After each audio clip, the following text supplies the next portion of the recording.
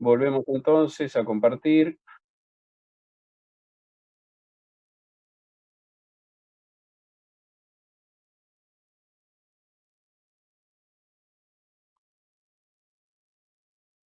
Decíamos que ideas económicas es dejar un enfoque tratando de seguir la línea de tiempo de las principales cuestiones que fueron desarrollándose en lo que, bueno, en las primeras etapas no fueron doctrinas económicas, pero más adelante sí, las principales doctrinas económicas. Toda la parte de, ustedes verán que el primer punto que tengo anotado aquí es, o se puede identificar, aquí lo vamos a poder ver como la ciencia económica, ¿eh? Ahí, la ciencia económica.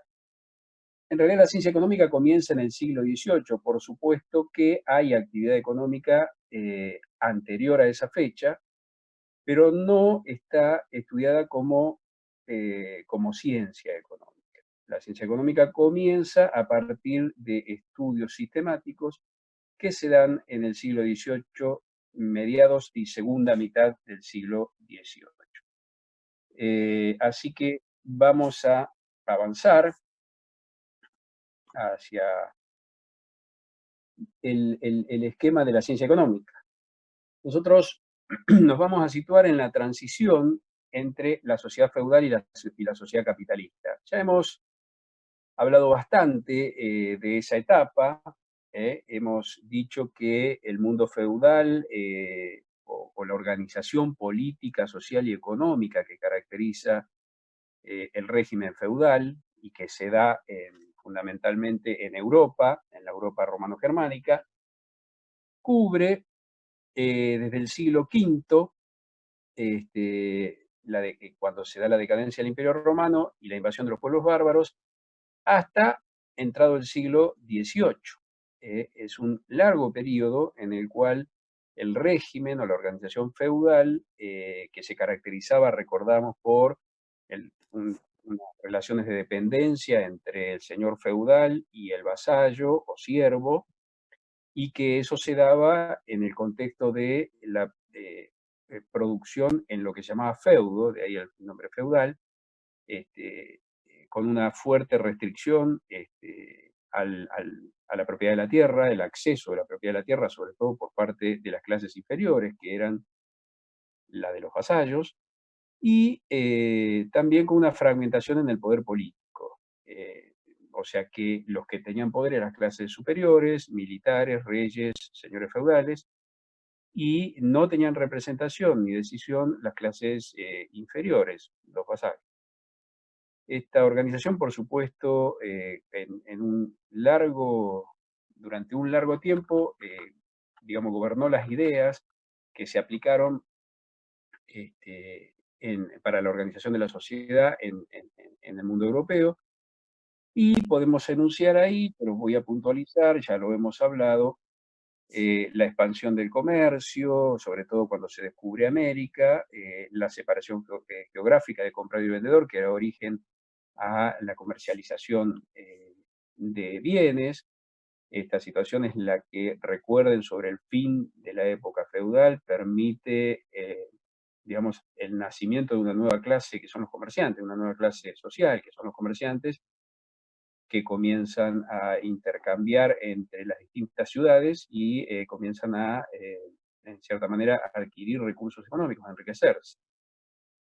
Eh, el nacimiento de los reinos a partir de la unificación de los feudos, eh, esta ganancia que la actividad comercial genera o que es eh, fruto de la actividad comercial fue motivo de discusión, ya vamos a ver. Y sobre el final de la época feudal aparecen los primeros, podríamos llamar aquí economistas, eh, porque generalmente había muchos médicos. William Petty es uno, Quesnay, bueno, ya es un poco más entrado que Quesnay, pero digamos, asimilaban el funcionamiento de el sistema económico a el cuerpo humano. Debemos decir que no se pensaba antes del nacimiento de la ciencia económica, fundamentalmente hablando de economía, no se pensaba en en el sistema económico. Más bien se ponía el foco en la actividad de las personas. Bien, paralelo y anterior al nacimiento de la ciencia económica aparece la escuela o la disciplina escolástica. En realidad es una corriente de pensamiento, ¿eh? Es una fuente, digamos, ahí está anotado aquí una especulación filosófico-teológica que corre paralela al feudalismo. ¿Qué queremos decir con esto? Es decir, que no era considerada la escolástica una escuela económica, sino que se enfocaban más en discusiones filosóficas y teológicas, es decir, se centraban en la importancia del hombre, en las cuestiones que tenían que ver con licitud o ilicitud de las actitudes, de las actividades, si eran justas o injustas, si las mismas estaban dentro de la moral o fuera de la moral. Recordamos que en esa época la importancia de la Iglesia Católica era fundamental en la organización de las sociedades. Las creencias eran totalmente fuertes y acentuadas, y en ese marco de la filosofía moral es como se debe estudiar a la escuela escolástica. De hecho, así Adam Smith en la Universidad de Glasgow, o incluso Antonio Genovesi, que es un italiano de fines del siglo XVIII en Nápoles, presentaban a la disciplina escolástica.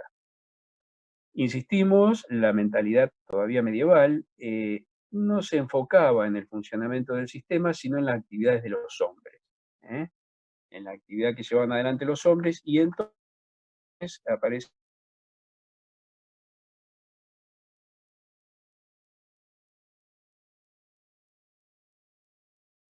la ganancia, debía ser, dentro del esquema moral, debía ser tolerada. Esta observación de las operaciones individuales de intercambio ponía el eje en la situación de ganar dinero y con con la forma de prestar dinero y obtener una diferencia a cambio. Santo Tomás de Aquino, en su Summa era una forma de expresión, como son las encíclicas hoy, en la cual los mecanismos de discusión, este, los mecanismos de discusión que llevaban adelante en esa época se volcaban. La discusión se daba en concilios, la enseñanza se hacía con el maestro y el discípulo, como en la antigüedad, como las artes, y dentro de ese marco moral es donde se discutía la actividad del hombre. No se visualizaba el sistema de producción y el sistema económico, sino que se focalizaba y si éstas estaban dentro o fuera de la moral, insisto, si eran lícitas o ilícitas, y si eran justas o injustas. Era lo que se buscaba. Como dato de color, aparece en Italia en 1250 y 1350 lo que conocemos hoy como la partida doble. Es un sistema de contabilización o de registración atribuido a Luca Pacioli, que nos va a acompañar hasta estos días. Es el sistema por el cual quienes estudian contabilidad seguramente algunos dolores de cabeza tendrán y tendrán que aprender para poder llevar adelante la carrera. Dentro de los temas que abarcaban, insisto, una gran cantidad de cuestiones de la actividad humana, podemos encuadrar o nominar algunas cuestiones que tienen que ver con la economía y que se trató en el contexto de la escolástica o de la disciplina escolástica. Ahí bajo el título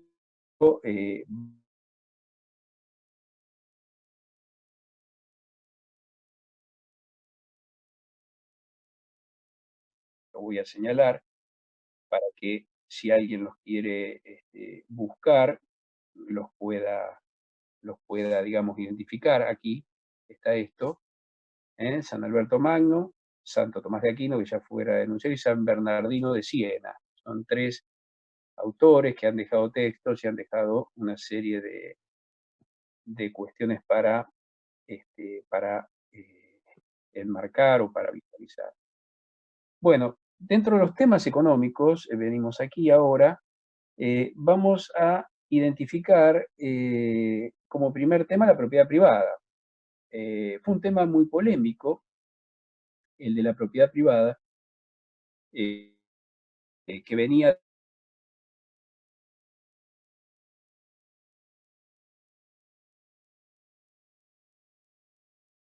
tuvieron una exposición bastante amplia sobre la cuestión. Eh, Se le atribuía lo que podríamos llamar o conocemos hoy como el criterio de la propiedad privada, pero en un contexto social. Eh, la discusión era si alguien con su propiedad privada podía hacer lo que quiera o debía administrar, digamos, como si fuera un gerente, esa propiedad con algún criterio social. ¿Eh? Es decir, no podía hacer abuso. Por ejemplo, eh, digamos que para la escolástica, las ideas más importantes, las que triunfaron, son las que le dan un carácter social. Es decir, uno es dueño, puede obtener frutos de esa propiedad privada, pero de ninguna manera puede destruirla porque tiene una responsabilidad, tiene la obligación de resguardarla, tiene la obligación de mantenerla, así y no perjudica de esa manera al resto de la sociedad que no tiene el derecho de propiedad, pero que sí tiene el derecho a disfrutar de los frutos o al menos de que no se destruya esa propiedad. Por eso digo, nos acercamos a un criterio de propiedad social o de función social de la propiedad, si ustedes quieren.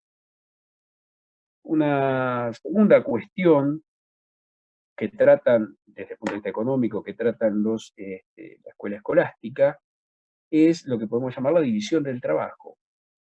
Y recuerden ustedes que la división del trabajo es un tema bastante, abundantemente tratado en toda la disciplina económica actual, pero ya en esa época los escolásticos hicieron caso, o sea, focalizaron su atención en esta cuestión de la división del trabajo y obviamente en un contexto donde los trabajos eran rurales y donde la organización social y económica era, podemos decir, este, bastante limitada a los trabajos rurales. Entonces, en ese contexto ellos dieron dos clases, podríamos decir, de trabajos. Un trabajo que sería relacionado con las actividades rurales, la de producción de alimentos, y otro trabajo y el trabajo que está relacionado con el trabajo industrial primario, ¿no? Los trabajos en las carpinterías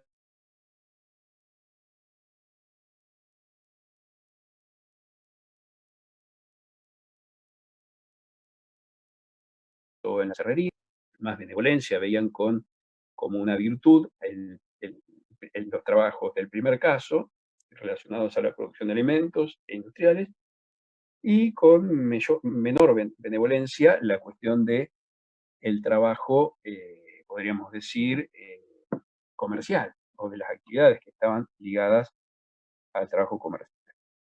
Este,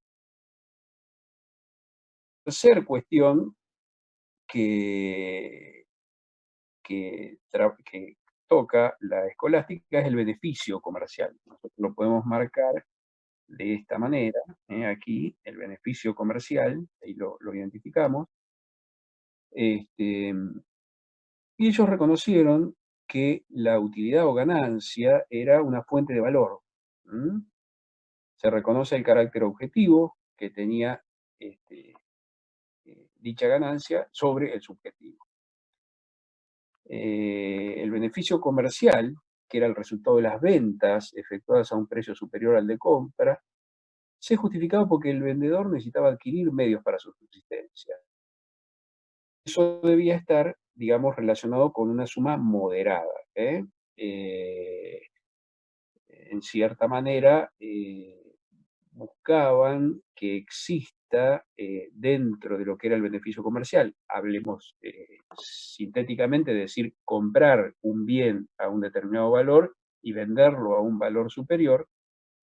Hablaban del precio justo o del justiprecio. ¿Eh? Ellos aceptaban la ganancia derivada del comercio, pero siempre y cuando existiera un justiprecio en el intercambio, un precio justo. Por eso encuadraban la cuestión en las cuestiones de moralidad. Digamos, hoy que estamos atravesando una pandemia, vemos bastante seguido, bastante habitualmente, cómo esquema con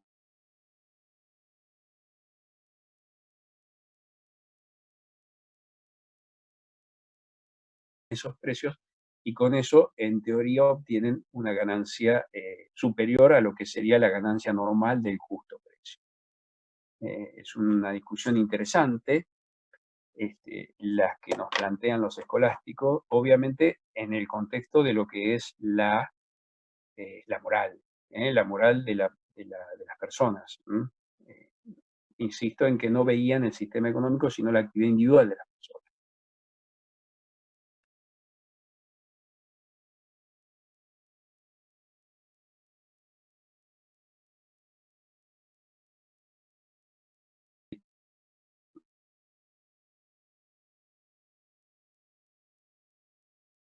Y con el nombre del salario, y lo asociaban a que el salario debe ser una cuestión suficiente para asegurar al trabajador una vida digna, como dice ahí. Es decir, que el salario estaba relacionado con, o sea, la retribución al trabajo estaba relacionada con el hecho de el gasto o el esfuerzo económico que debe hacer una persona para llevar adelante una vida digna. Había una idea de asociar los gastos de la familia o de las personas con los ingresos que debían tener por ofrecer su trabajo en el sistema económico. Es otra idea bastante importante que nos lega la escuela o la disciplina escolástica. Dejo para el último una discusión que quizás ya la hayan escuchado, que es eh, motivo de un libro de Santo Tomás, que es la cuestión de la usura, que es largamente tratada dentro de la disciplina escolástica y que fundamentalmente se podría encuadrar dentro de lo que es la existencia de una acumulación de lo que podemos llamar hoy capital financiero, es decir, en aquella oportunidad, la actividad comercial, fundamentalmente, pero casi todas las actividades generaban algunas, algunos excesos que no se gastaban, podríamos decir ahorro. Ese ahorro dio origen a que una determinada cantidad de personas dispongan de lo que hoy llamamos capital financiero, dinero líquido, moneda líquida, y que la puedan prestar. Bueno, la discusión y la cuestión de la usura, que termina siendo discutida aún en el cisma protestante entre la Europa continental e Inglaterra, es si ese préstamo de dinero que se ofrecía a las personas que necesitaban dinero, justificaba el cobro de intereses. Se llama anatocismo, cobrar dinero sobre el dinero, porque aceptaban con cierto límite, que era el del precio justo, la ganancia por la actividad comercial, pero era mucho más difícil que se aceptara para los escolásticos la obtención de un lucro a partir del préstamo de dinero. Esta cuestión de la usura, hay abundante material para que ustedes puedan profundizar, y está bastante tratada, digo, insisto, genera el cisma protestante y la división en la Iglesia católica, donde la Iglesia tradicional no acepta la usura y aparecen Lutero, Calvino y su cisma protestante, digamos, aceptando esta situación y generando, digamos, una revolución o un cisma, un quiebre, una ruptura dentro del esquema eclesiástico, dentro de la Iglesia católica, ¿verdad? Yo vuelvo a insistir, me gustaría que todos tengan un blog para hacer los apuntes y vayan anotando preguntas. Sobre el final de la clase vamos a tratar de responder a las consultas que